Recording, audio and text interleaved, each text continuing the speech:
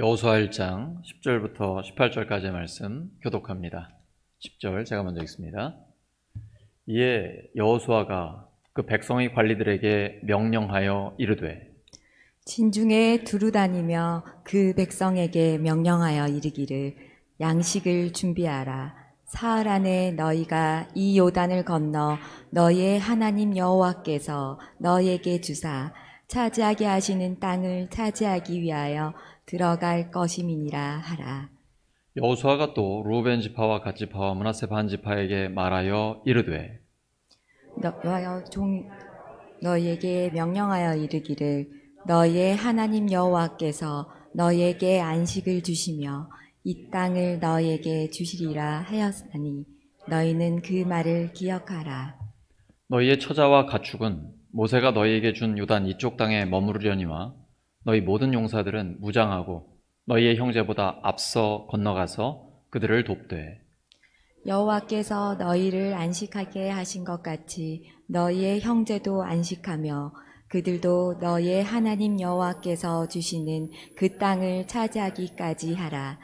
그리고 너희는 너희 소유지 곧 여호와의 종 모세가 너희에게 준 요단 이쪽 해돋는 곳으로 돌아와서 그것을 차지하게 할지니라. 그들이 여호수아에게 대답하여 이르되 당신이 우리에게 명령하신 것은 우리가 다 행할 것이요 당신이 우리를 보내시는 곳에는 우리가 가리이다. 우리는 범사에 모세에게 순종한 것 같이 당신에게 순종하려니와 오직 당신의 하나님 여호와께서 모세와 함께 계시던 것 같이 당신과 함께 계시기를 원하나이다. 함께 읽습니다. 누구든지 당신의 명령을 거역하며 당신의 말씀을 순종하지 아니하는 자는 죽임을 당하리니 오직 강하고 담대하소서. 아멘. 여호수아 두 번째 시간, 앞서가는 믿음, 앞서가는 믿음이라는 제목으로 하나님의 말씀 전하겠습니다. 하나님께서는 우리보다 앞서서 가십니다. 우리가 상상하지도 못한 방법으로 하나님께서는 우리를 인도하고 계십니다. 여기까지 인도하신 에베네셀의 하나님은 우리의 앞길을 예비하시는 여호와 이레의 하나님이십니다. 그리고 결국 모든 것을 합력하여 선을 이루어 주실 것입니다. 그 과정 속에서 하나님은 나를 변화시켜 주십니다. 그리고 우리를 새롭게 해주십니다. 점점 더 예수님을 닮아가게 해주십니다. 예수님은 사복음서를 보시면 하나님 나라의 복음을 선포하셨습니다. 그리고 하나님 나라를 이루시기 위해 십자가를 지시고 부활로 완전한 승리를 이루셨습니다. 십자가에는 사랑과 공의가 가장 잘 표현되어 있습니다. 예수님은 자신의 생명을 내어주실 정도로 우리를 너무나 사랑하십니다. 동시에 우리의 죄를 위해 예수님이 죽으셔야 할 정도로 하나님은 죄에 대해서는 반드시 심판하십니다. 사랑과 공의가 십자가에 함께 드러난 것입니다. 교회는 사랑과 공의가 함께 실현되어야 합니다. 그것이 하나님 나라입니다. 우리가 예수님이 다시 오실 때 누리는 하나님 나라는 완벽한 하나님 나라, 곧 하나님 나라의 완성입니다. 근데 지금은 하나님 나라를 맛보면서 살아갑니다. 예수님의 재림 이후는 죄가 없습니다. 그래서 그곳은 완전한 하나님의 나라가 이루어집니다. 하지만 우리가 이 땅에 사는 동안에는 여전히 죄가 있습니다. 그래서 사랑과 공의는 함께 실현이 되어야 합니다. 하나님 나라는 먹는 것과 마시는 것이 아니요 오직 성령 안에 의와 평강과 기쁨입니다. 성경에서 의란 올바른 관계를 의미합니다. 우리가 일반적으로 얘기하는 의와 성경의 의는 개념이 조금 다릅니다. 올바른 관계를 의라고 합니다. 하나님과 나, 이웃과 나, 환경과 나와의 바른 관계입니다. 모든 사람이 죄를 지어서 하나님과의 관계가 깨져 있었습니다. 그 죄를 씻기 위해 예수님이 십자가에 죽으시고 부활하셨습니다. 예수님을 믿는 사람은 하나님과의 관계가 회복됩니다. 창조주와 피조물, 아버지와 자녀의 관계로 회복됩니다. 그리고 사람들과 올바른 관계를 맺게 됩니다. 가정에서는 남편과 아내, 부모와 자녀가 바른 관계를 갖게 됩니다. 관계가 회복이 됩니다. 그러면 가정이 화목해집니다.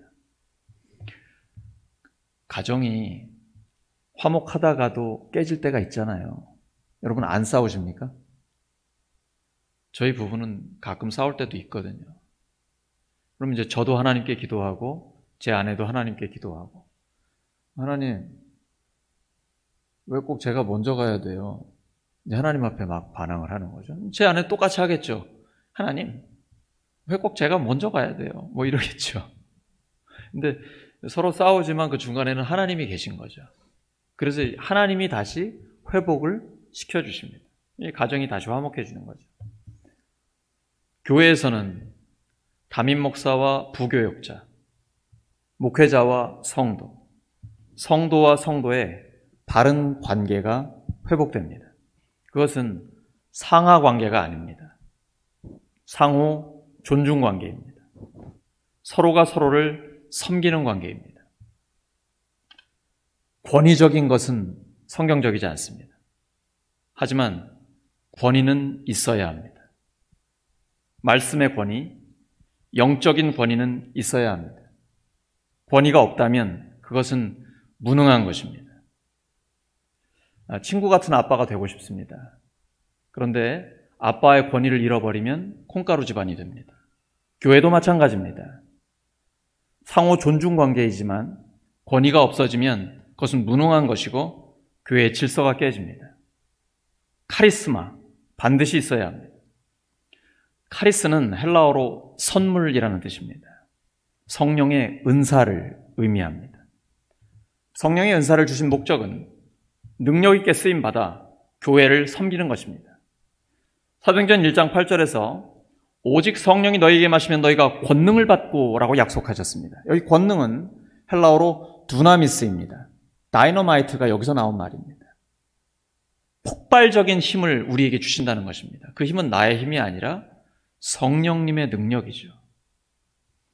성령 충만은 성령의 은사로 능력 있게 쓰임받고 성령의 열매로 예수님의 성품을 닮아가는 것입니다. 성도 전체가 성령 충만하여 올바른 관계를 가질 때에 교회 전체에 질서가 잡힙니다. 그러면 교회가 평화롭고 기쁨이 넘치게 됩니다. 그것이 하나님 나라입니다.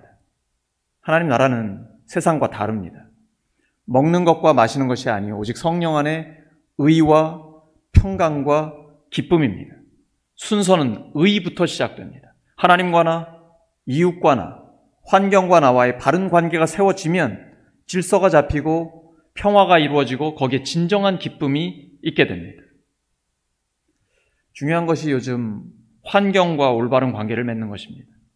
하나님께서 잘 관리하라고 맡기셨습니다. 다스리라는 것은 히브리어로 라다입니다. 그런데 이걸 일방적으로 착취하고 파괴하면서 이용만 해왔습니다. 그래서 현재 인류가 환경으로 인한 심각한 피해를 입고 있습니다. 이제는 하나님의 명령을 바르게 실천하여 환경을 잘 관리해야 합니다. 그래야 우리 다음 세대가 좋은 환경에서 살 수 있습니다. 예수님은 그런 하나님 나라를 이루시기 위해 십자가에 못 박히신 것입니다. 그런데 예수님은 자신을 십자가에 못 박은 자들을 보시면서 심정이 어떠셨을까요? 죄 없는 사람을 십자가에 못 박은 자들이 바로 앞에 있는데 그들을 보시면서 얼마나 괴로우셨을까요? 보통 사람 같으면 분노가 치밀어 올라 저주를 퍼부었을 것입니다. 너희들 내가 부활한 다음에 보자. 가만두지 않겠다. 예수님이 힘이 있으시기 때문에 분노의 불로 당장 다 살라버리실 수도 있었을 겁니다. 하지만 주님 그렇게 하지 않으셨어요. 저들을 용서해 주소서. 몰라서 저러는 겁니다. 용서의 기도를 하셨습니다. 예수님의 제자 스데반은 자기에게 돌을 던지는 사람들을 보면서 마음이 어땠을까요? 더 큰 돌을 들고 싶지 않았을까요? 그런데 그는 이 죄를 그들에게 돌리지 마옵소서라고 역시 용서의 기도를 했습니다. 그게 어떻게 가능할까요? 그는 하나님 보좌 우편에 서 계신 예수님을 보았기 때문입니다. 성경 어디에도 예수님이 어떤 사람을 위해 이렇게 서 계신 장면이 없습니다. 그런데 스데반이 예수님 때문에 돌에 맞아 죽을 때 앉아 계실 수 없으셨던 것 같습니다. 그래서 하나님 보좌 우편에 서 계셨고 스데반은 그 예수님을 보았습니다. 그 예수님을 보니까 용서의 마음이 생긴 것이죠.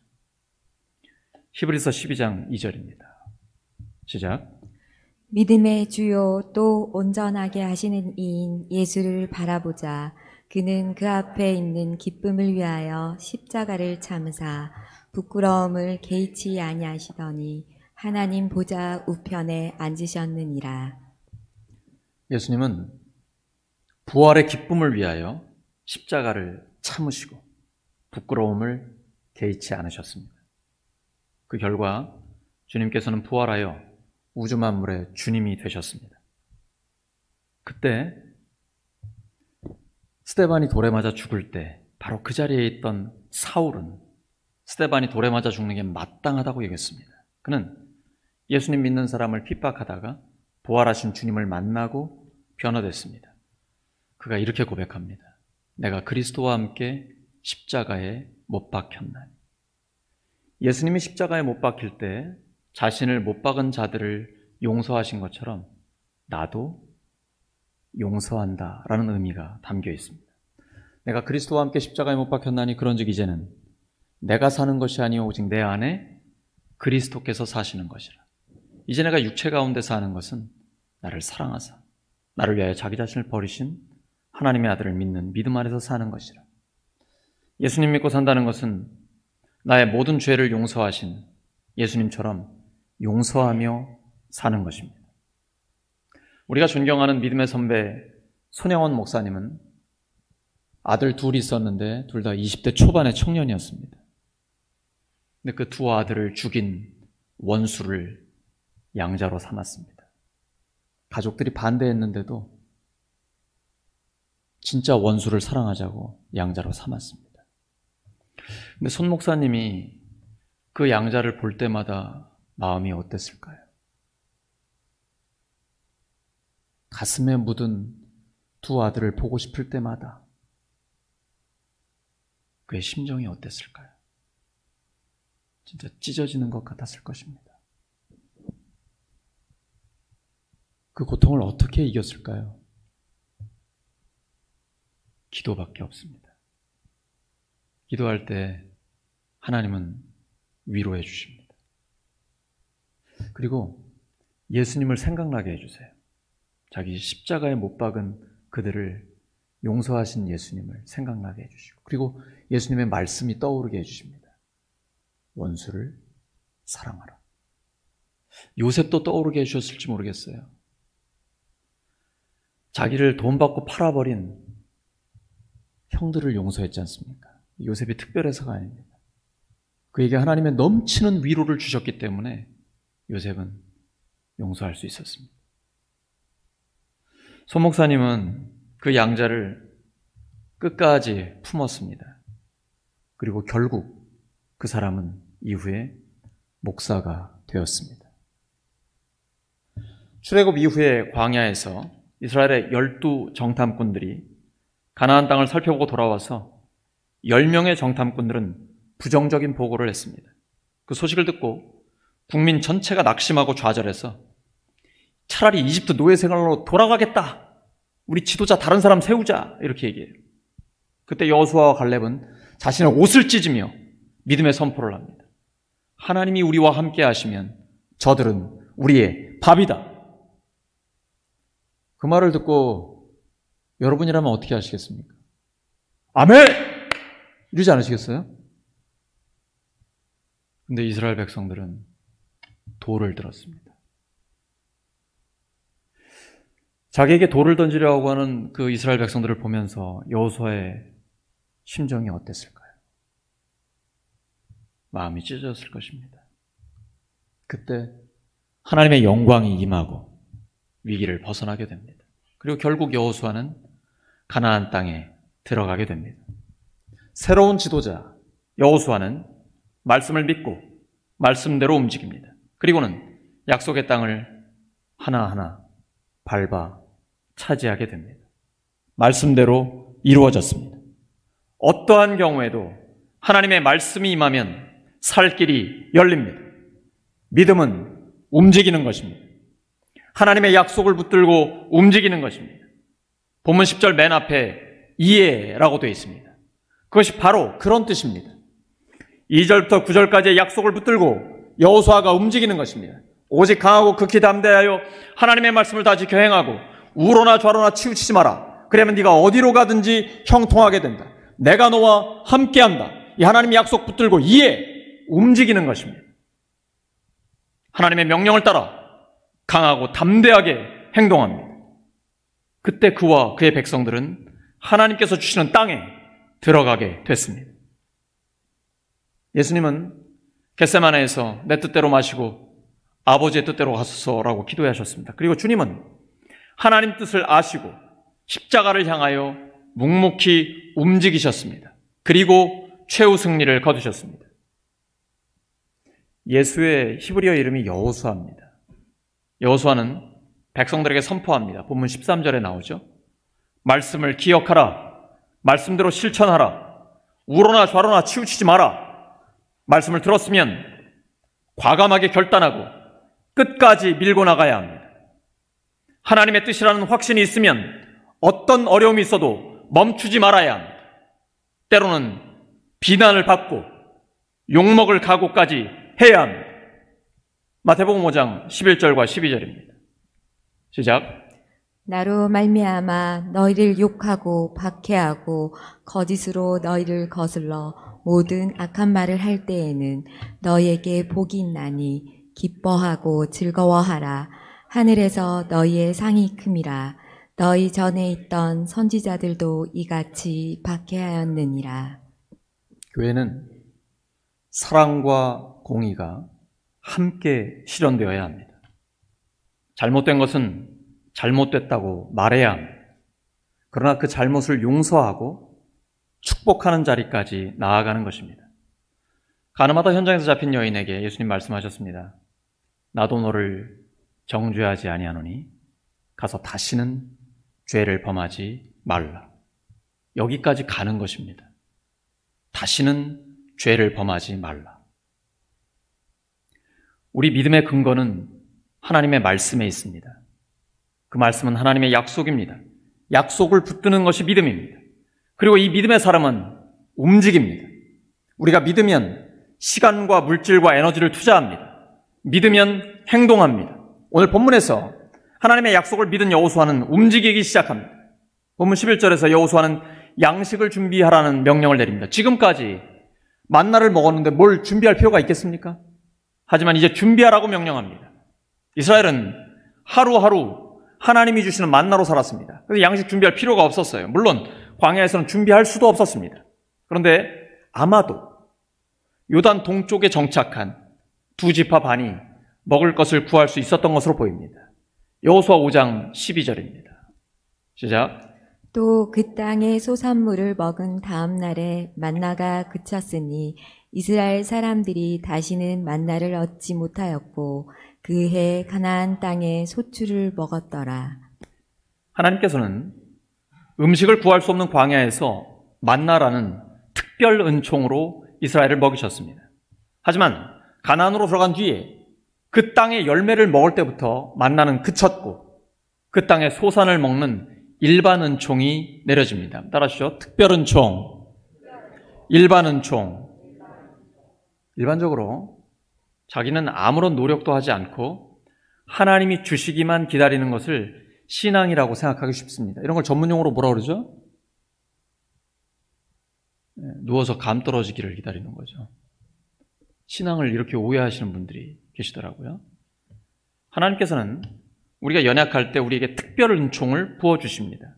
하지만 시간이 지나 우리가 성숙해질수록 특별 은총보다는 일반 은총을 통해 역사하십니다. 다시 말해, 처음에는 기적으로 일하시다가 나중에는 평범한 일상생활 속에서 일하신다는 것입니다. 그러므로 일상생활에서 하나님을 경험하며 사는 것이 신앙생활에서는 더 비중이 큽니다. 왜 하나님께서는 우리에게 일반 은총으로 부어주실까요? 그것이 믿음의 테스트가 되기 때문입니다. 광야에서 만나를 먹으면 그거 하나님이 주셨다는 거 누구나 믿을 수 있습니다. 그런데 가나안 땅에서 농사를 지어서 열매를 먹으면 이거 하나님이 주셨다고 생각할까요? 내가 일해서 벌었다고 생각하지 않겠습니까? 만약에 적절한 햇빛과 비가 없었다면 어떻게 될까요? 이게 참 어려운 것입니다. 그래서 믿음은 감사입니다. 일상생활 속에서 역사하시는 하나님의 능력에 감사하는 것입니다. 여기서 우리는 중요한 원리를 찾게 됩니다. 성도는 일상생활에 강해야 합니다. 따라하시죠. 일상생활에 강해야 합니다. 일상에 강할수록 하나님께서는 더욱 강력한 믿음의 사람으로 우리를 만들어 주십니다. 그러기 위해서 특별한 은혜를 주시는 것, 이게 기적입니다.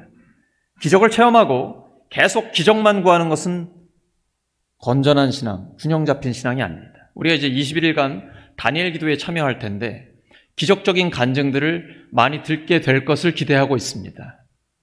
그러나 그 기적만을 계속 추구하는 것은 잘못된 신앙입니다. 너무 한쪽으로 치우친 것입니다. 우러나 저러나 치우치지 말라고 하셨습니다. 일상생활 속에서 하나님의 역사를 경험하는 것이 신앙생활입니다. 특별한 은혜의 경험은 신앙생활의 귀한 자산입니다. 하지만 하나님은 늘 특별한 은혜로만 함께 하시지 않습니다. 일상생활 중에 일반 은총으로 역사하십니다. 본문 12절과 13절에서 여호수아는 이제 두 지파 반에게 모세의 명령을 기억하라라고 말합니다. 그 두 지파 반은 모세에게 요단 서쪽 가나안에 들어가지 말고 요단 동편에 머물도록 해달라고 요청을 했습니다. 그들에게는 가축이 많았기 때문에 현실적인 필요가 있습니다. 그들이 요단 동편을 보니까 가축을 키우기에 좋고 정착하여 살만해 보였습니다. 모세는 그들의 요청을 듣고 가나안에 들어가지 않겠다는 그 불순종을 책망합니다. 하지만 결국 조건부로 요청을 받아들였습니다. 두 지파 반에 속한 용사들은 무장하고 요단을 건너가 이스라엘이 가나안 정복을 마칠 때까지 함께 전쟁을 수행해야 합니다. 그런 후에야 요단 동편 땅을 차지하게 되리라는 그러한 말입니다. 근데 그 당시에 그 지파들의 결단이 믿음의 선택이었습니까? 아닙니다. 하나님께서 이스라엘 백성에게 약속하신 땅은 요단 서편의 가나안 땅이지 요단 동편이 아니었습니다. 그런데도 이 지파들은 하나님의 약속을 거슬러 눈에 보이는 현실, 눈에 보이는 풍요를 따라가는 결정을 내렸습니다. 이것은 시험입니다. 우리의 삶도 마찬가지입니다. 하나님의 약속은 초라해 보이고 별것 아닌 것 같아 보입니다. 반면에 우리 눈에 보이는 것은 너무나 화려하고 확실해 보일 때가 많습니다. 그럴 때 우리는 어떤 결정을 내려야 할까요? 눈에 보이는 것에 따라 결정합니까? 아니면 하나님의 약속을 따라 결정합니까? 믿음이란 결정하는 것입니다. 말이 아니라 어떻게 결정하는가가 믿음입니다. 하나님께서 주신 믿음의 눈으로 장기적인 안목을 가지고 결정하는 것이 신앙생활입니다. 고린도후서 5장 7절입니다. 시작. 이는 우리가 믿음으로 행하고 보는 것으로 행하지 아니하니라. 다시 한번요. 시작. 이는 우리가 믿음으로 행하고 보는 것으로 행하지 아니함이로다. 이 지파들처럼 믿음의 눈이 아닌 보이는 대로 결정했던 사람 또 있습니다. 창세기 13장의 롯입니다. 아브라함과 롯은 기르던 가축이 너무 많아서 공간이 부족하니까 분가하기로 합니다. 근데 아브라함이 롯에게 선택권을 먼저 주죠. 그때 롯은 소돔과 고모라를 선택합니다. 아브라함은 가나안 땅에 그냥 거했습니다. 여기서 롯이 소돔과 고모라 선택한 이유 잘 아시죠? 그의 눈에 보이는 대로 물이 넉넉하고 살기 좋았기 때문입니다. 하지만 그 땅은 하나님 앞에서 죄악의 땅이었습니다. 결국 그는 무너지고 말았습니다. 하지만 아브라함은 가나안에서 하나님의 약속을 받게 됩니다. 창세기 13장 15절입니다. 보이는 땅을 내가 너와 내 자손에게 주리니 영원히 이르리라. 아브라함의 길을 갈 것인가, 롯의 길을 갈 것인가, 우리가 선택해야 합니다. 우리에게는 믿음의 눈이 있어야 합니다. 우리가 내리는 모든 결정에 하나님을 생각해야만 우리는 승리할 수 있습니다. 그래야 매 순간 우리 앞에 놓인 유혹을 이길 수 있습니다. 옆 사람 축복해 주시기 바랍니다. 모든 결정에 하나님을 생각하시기 바랍니다.